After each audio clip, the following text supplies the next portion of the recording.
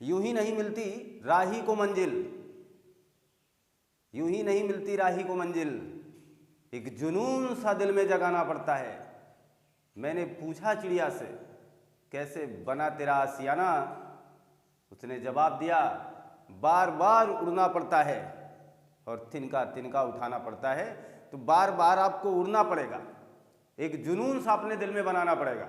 एक बहुत बड़े कंटेंट में एक सुनहरे सफ़र पर ले चलने के लिए हाजिर हूँ, आपको मुखातिब हूँ आपसे। ज्वालामुखी की रोचक जानकारियाँ लेकर के एक अद्भुत पेशकश आपके यूट्यूब चैनल पर प्रोवाइड कराने के लिए तैयार हूँ। आप जुड़े मनोवेग से, आप शिद्दत से सुनने का प्रयास करें। एक बहुत ही महत्वपूर्ण जानकारी आप तक मैं प्रोवाइड कराऊंगा।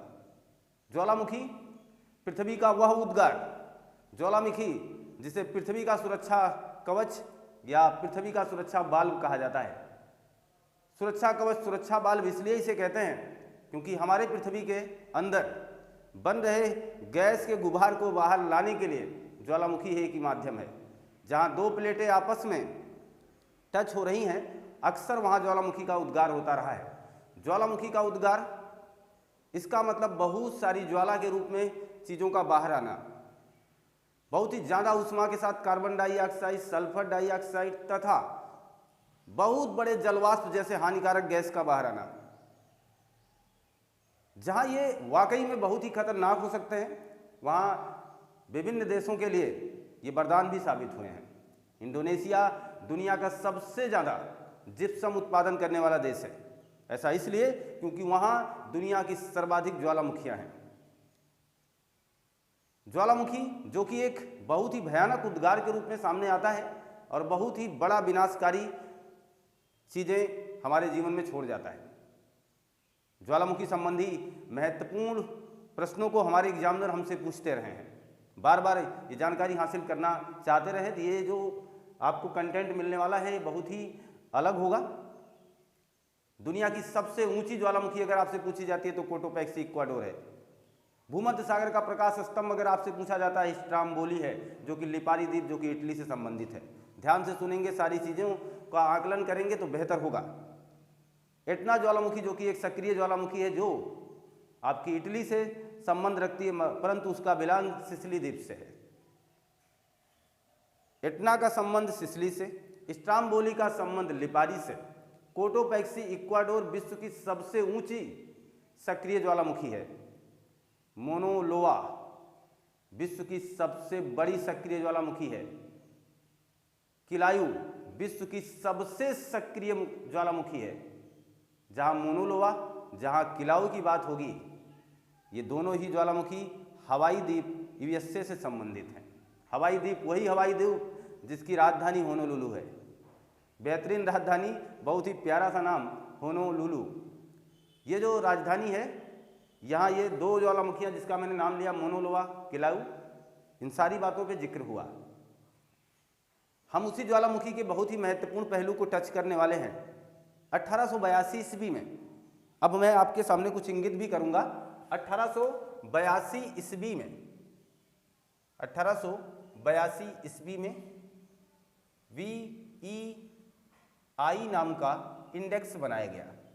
VEI नाम के इंडेक्स की रचना की गई या बनाई गई। रचना क्या, इसका निर्माण किया गया। VEI इंडेक्स, इसका संबंध किससे है तो इसको कहेंगे, ये ज्वालामुखी की तीव्रता मापने के लिए है। ज्वालामुखी की तीव्रता कौन मापेगा तो VEI इंडेक्स, जिसका निर्माण 1882 ईस्वी में कर दिया गया। और सॉरी, इसे 1882 ना कह करके 1982 करें। 1982 ईस्वी में VEI इंडेक्स की रचना की गई। और ये इंडेक्स क्या बताता है, इस पर 8 प्रकार के स्केल बनाए गए, पैमाने बनाए गए, जिसमें लिखा गया, जिसके बारे में बताया गया 0 से 2। जिस ज्वालामुखी की तीव्रता 0 से 2 दर्शाएगी वो प्रतिदिन आने वाले हैं।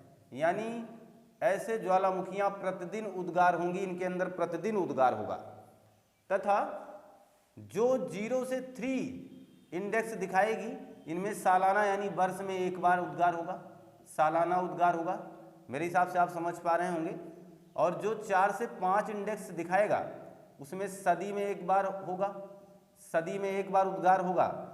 और जो 6 से 7 होंगे ये बहुत ही खतरनाक होंगे, इनसे सुनामी आ जाएगी और इन्हीं से भूकंप आ जाएंगे। क्लियर है ये बातें। और 8वां जो है ये तो ईसा पूर्व की बात करेगा कि बहुत पहले हुआ था, अब होने की संभावना नहीं है। तो 1982 में एक इंडेक्स की रचना होती है, रोचक जानकारियों की अद्भुत पेशकश लेकर के मैं मुखातिब हूँ। जहाँ आप ऐसे महत्वपूर्ण जानकारियों से वंचित रह जाते हैं, इस जानकारी को भी अपने चैनल से आपको प्रोवाइड कराने का फैसला कर लिया है। 1982 ईस्वी में VEI इंडेक्स बना दिया जाता है, जो कि ज्वालामुखी की तीव्रता को मापने वाला एक पैमाना है, जिसके अंदर 8 प्रकार के स्केल बनाए जाते हैं। उन 8 इंडेक्स यानी वो 8 जो इनका कैलकुलेशन करने का तरीका है, उसमें बताया गया अगर वो 0 से 2 दर्शाएंगे तो ये मान के चलना यहाँ प्रतिदिन भूकंप आएंगे। अगर वो 0 से 3 दर्शाएंगे तो ये मान के चलना यहाँ सालाना भूकंप आते हैं, और सालाना आपके ज्वालामुखी आएगी या उसका उद्गार होगा। 4 से 5 की बात अगर होगी तो मान के चलना यहाँ ऐसी ज्वालामुखियाँ होंगी जो सदी में एक बार उद्गारित होंगी, एक बार इनके अंदर उद्गार होगा। 6 से 7 वाली ज्वालामुखी इतनी खतरनाक होगी कि इनका जब उद्गार होगा तो सुनामी आ जाएगी, भूकंप आ जाएंगे। और 8वां अगर कोई 8 पे चला जाएगा, किसी ज्वालामुखी की तीव्रता 8 तक पहुंच जाएगी तो मान के चलना वो बता दिया जाएगा कि बहुत पहले ऐसा हुआ था, अब होने की संभावना ही नहीं है, इसमें उद्गार नहीं हो सकता है। तो जहाँ तक बात आप समझ पा रहे हो तो 1982 की बात मैंने कर ली आपसे। अभी हाल फिलहाल 15वां जो आसियान सम्मेलन था, आसियान सम्मेलन, जिसमें आपके प्रधानमंत्री मोदी जी ने शिरकत की थी। हमारे प्रधानमंत्री PM हमारे 15वें आसियान सम्मेलन में शिरकत किया। किस देश में जाकर के? फिलीपींस में। फिलीपींस का नाम क्यों लाया हूं मैं, जरा ध्यान देना। फिलीपींस में इन्होंने शिरकत की और ये 15वां आसियान सम्मेलन था। फिलीपींस ज्वालामुखियों के लिए जाना जाता है, ज्वालामुखी के लिए जाना जाता है। यहाँ की मोयान ज्वालामुखी बहुत ही फेमस है। मोयान ज्वालामुखी, लोग इसको पर्यटन के रूप में इस्तेमाल करते हैं। मोयान ज्वालामुखी फिलीपींस की, और ये जो फिलीपींस है इस देश में या कह सकते हैं इस द्वीप पर बहुत ही ज़्यादा ज्वालामुखियाँ हैं। अद्भुत सुंदरता वाला ये देश है। कहा जाता है कि पुरुषों के लिए काफ़ी आकर्षक है, क्योंकि यहाँ की महिलाएं बहुत ही खूबसूरत हैं, बहुत ही खूबसूरत। इनके पास मिस यूनिवर्स, मिस वर्ल्ड, ऐसे तमाम प्रकार के बहुतायत मात्रा में पुरस्कार प्राप्त किया हुआ देश है, या इनके पास ये पुरस्कार मिल जाएंगे। आप जरा ध्यान दें तो जिस फिलीपींस की मैं बात कर रहा हूँ, यहाँ आपके प्रधानमंत्री मोदी जी शिरकत कर चुके हैं। ज्वालामुखी मोयान यहाँ की फेमस है, जिसे हम मियोना भी कहते हैं। मियोना भी लिख दे रहा हूँ, उनका नाम एक और है, मियोना ज्वालामुखी। ये इसलिए बता रहा हूँ क्योंकि जहाँ पर जो देश ज़्यादा हाईलाइटेड बने रहते हैं, जिनसे आकर्षण ज़्यादा बना रहता है, जिससे हमारे देश का लगाव ज़्यादा दिखाया जाता है, ऐसे जगहों से एग्जामिनर प्रश्न अक्सर पूछा करते हैं। अतः हम इस बात पर चर्चा बनाए रखें कि 15वें आसियान सम्मेलन जो कि फिलीपींस में हुआ, वहाँ हमारे प्रधानमंत्री मोदी जी शिरकत किए। धान के खेत में फावड़ा चलाने का काम करते हैं, धान के खेत में फावड़ा भी चलाते हैं। इसी फिलीपींस में 1981 में हमारी तत्कालीन प्रधानमंत्री श्रीमती इंदिरा गांधी जी ने शिरकत किया हुआ था 1981 में, और अब हमारे माननीय प्रधानमंत्री श्री मोदी जी ने शिरकत किया 15वें आसियान सम्मेलन में। इसलिए जरूरी था बताना इसे, क्योंकि यह फिलीपींस ज्वालामुखी के लिए जाना जाता है। यहाँ की अकूत खनिज संपदा ज्वालामुखी पर निर्भर है। यहाँ अकूत खनिज संपदा जो धरातल के नीचे से ऊपर चली आ रही है, फिलीपींस की बहुत बड़ी आर्थिक स्थिति में जिम्मेदार है। इसको सुदृढ़ बनाने के लिए बहुत बड़ी भूमिका निभाती है। और ये मियोना ज्वालामुखी जो कि एक सक्रिय ज्वालामुखी के रूप में आपके सामने आई है, हाजिर है, सक्रिय क्या कह सकते हैं, इसे प्रसुप्त है, पहले कभी इसका उद्गार हुआ था, अब नहीं हो रहा है, लेकिन आकर्षण का केंद्र है, मुख्य केंद्र है आपके फिलीपींस का। तो अब जहां हम रोचक जानकारियों में जुड़े हुए हैं, इसी रोचक जानकारी में आपको मैं जोड़ता रहूंगा। अब देखना, ये दूसरी बात थी, ये पहली बात थी, अब ये तीसरी बात है। क्राकातोआ या क्राकातोआ जो कि इंडोनेशिया की एक बहुत ही भयंकर विस्फोटक या कह सकते हैं सर्वाधिक विस्फोटक ज्वालामुखी विश्व की कौन है, तो कहा जाएगा किस्सर क्राकोतोआ। दुनिया की सर्वाधिक विस्फोटक ज्वालामुखी क्राकातोआ का संबंध इंडोनेशिया से है, जिसने दुनिया की सबसे ज्यादा जिप्सम का उत्पादन किया है। ये वही क्राकातोआ है जिसमें 1983 में क्या हुआ, जिसमें ये वही क्राकातोआ है जिसमें 1983 में उद्गार हुआ, बहुत ही तेजी से उद्गार हुआ, जिसकी वजह से सुनामी आ गई और 36,000 लोगों को अपना जान गंवाना पड़ा। 36,000 लोगों को, अद्भुत है। यानी इतना भयंकर विस्फोट इसमें हुआ था कि 36,000 लोग इसी सुनामी, इसी भूकंप के चपेट में आकर के अपनी जान गंवा देते हैं। तो इतने भी भयंकर विस्फोट हो सकते हैं ज्वालामुखियों के, इतने भयंकर उद्गार हो सकते हैं। तो जहाँ तक क्राकातोआ की बात है, अब काफ़ी शांत है और यहाँ इंडोनेशिया के लोग आज भी पूजा पाठ कर रहे हैं, जिससे ये शांत बनी रहे। वो सोच रहे हैं कि ज्वालामुखी शांत रहे, उद्गार ना हो, अन्यथा फिर तो हमारे लिए काफ़ी संकट हो सकता है। परंतु इसमें हलचल चालू है, हलचल हो रही है, इसका मतलब कभी भी उद्गार हो सकता है, इस बात को भी ध्यान रखें। तो आगे देखिएगा जरा, मैं आपसे बताना चाहूँ कि जहाँ मैंने ये बात की कि क्राकातोआ बहुत ही सर्वाधिक विस्फोटक ज्वालामुखी है, जिसके वजह से चपेट में आने से इतने लोगों की जान गई। भूकंप बहुत ही भयंकर था, बहुत ही तेज से सुनामी आई थी, जिसके कारण ये सारा मामला ही बिगड़ गया। देखना, अब मैं आपके भारत की एक बहुत ही महत्वपूर्ण रोचक जानकारी देने का प्रयास करता हूँ। देखना, एक है बैरन द्वीप आपके यहाँ, बैरन द्वीप।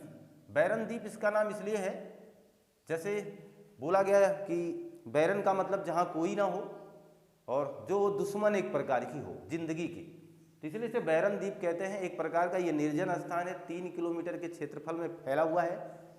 यहाँ पर बैरन नाम की एक ज्वालामुखी है जो कि सक्रिय है, भारत की इकलौती सक्रिय ज्वालामुखी है। आप अंडमान निकोबार द्वीप समूह पर जाकर के इस पूरे नज़ारे का एक बेहतरीन लुत्फ उठा सकते हैं। बहुत करीब मत जाइएगा, अन्यथा ये खतरनाक होते हैं। तो बैरन द्वीप हमारे भारत में स्थित है और यहाँ पर ये भारत का एकमात्र सक्रिय ज्वालामुखी का उदाहरण है और ये आपके अंडमान निकोबार द्वीप समूह पे मिलेगा। हमारे भारत की एक प्राचीन और अद्भुत कहानी और कथा है, जिसको सुनने के लिए आप जरूर बेताब होंगे, क्योंकि ये रोचक जानकारियों का एक संपूर्ण समागम है। इसलिए यहाँ ऐसी ही चीज़ें आपको मिलेंगी जिसे सुन करके आपको हंसी हो, खुशी हो और हंसी आए, और तथा आप थोड़ा सा अपने आप को मेंटेन कर पाएँ। देखना जरा, मैं आपसे ये कहना चाहूँगा कि हमारे हिमाचल प्रदेश के कांगड़ा नामक स्थान पर, हिमाचल प्रदेश के कांगड़ा में एक मंदिर है जिसका नाम है नागरकोट। नागरकोट, जिसका नाम है ज्वाला देवी, जिसका नाम है जोता रानी। अब आपको ले चलूँगा मैं जोता रानी के दरबार। कौन कहता है कि आप जा नहीं सकते? मनोवेग हो तो सब कुछ किया जा सकता है। नागरकोट, ज्वाला देवी और जोता रानी का मंदिर ये कहाँ है? हिमाचल के कांगड़ा में। हिमाचल के कांगड़ा में नागरकोट और ज्वाला देवी, जोता रानी, ये सारा नाम एक ही मंदिर का है। एक प्राचीन पौराणिक कथा हमसे मुखातिब हो रही है। बहुत पहले की बात है। कहा जाता है कि पांडवों ने इस मंदिर को खोजा है। मान्यता है कि इस मंदिर में 9 ज्वालाएं निकलती हैं जो कि धरातल के नीचे से ऊपर आ रही हैं। और इस मंदिर का निर्माण कराने के लिए अलग अलग राजाओं ने, राजा समरचंद ने और राजा रणजीत सिंह ने महत्वपूर्ण भूमिका निभाई है। इन्होंने इस मंदिर के निर्माण में अपना अतुल्य योगदान प्रस्तुत किया है। और बहुत ही पुरानी कथा के अनुसार माता सती की जीवा यहाँ पर गिरी हुई है। इस बात को आपको जानकारी है, माँ सती की एक एक टुकड़ा यानी शरीर का कोई भी अंग जहाँ गिरा वहाँ मंदिर बने, और उन्हीं के शरीर का एक टुकड़ा जिसे आप जीवा कह रहे हैं वो भी कहाँ गिरा है? इसी जोता रानी के दरबार में। तो आप भी जोता रानी के दरबार जा सकते हैं। आपने इस पर फिल्माए गए संगीत का भी पूरा मज़ा उठाया होगा कि जोता रानी के दरबार ले चलें। तो वो जो बात है वाकई में यहाँ से जुड़ी एक कहानी भी है। नागरकोट ज्वाला देवी जोता रानी का जो मंदिर है यह भी ज्वालामुखी से संबंधित है, क्योंकि यहाँ पर लौ निकलती रहती है, ज्वालाएं धरातल के नीचे से आती रहती हैं। हिमाचल प्रदेश का एक गांव है नादौन, वहाँ का एक व्यक्ति था ध्यानु भगत। बहुत पुरानी कथा है, सम्राट अकबर के समय की बात है।